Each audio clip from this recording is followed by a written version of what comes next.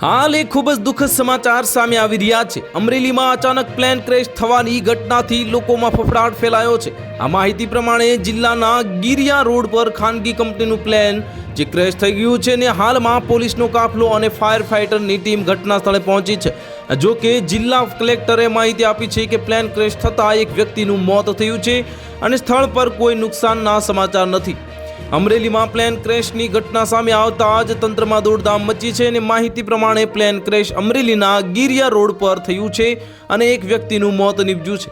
અમરેલી જિલ્લા કલેક્ટર અજય દહિયાએ માહિતી આપતા જણાવ્યું કે જિલ્લાના ગીરિયા રોડ પર ખાનગી કંપનીનું એક વિમાન ક્રેશ થયું છે, જેમાં સવાર એક વ્યક્તિનું ઘટના સ્થળે મોત નીપજ્યું હતું।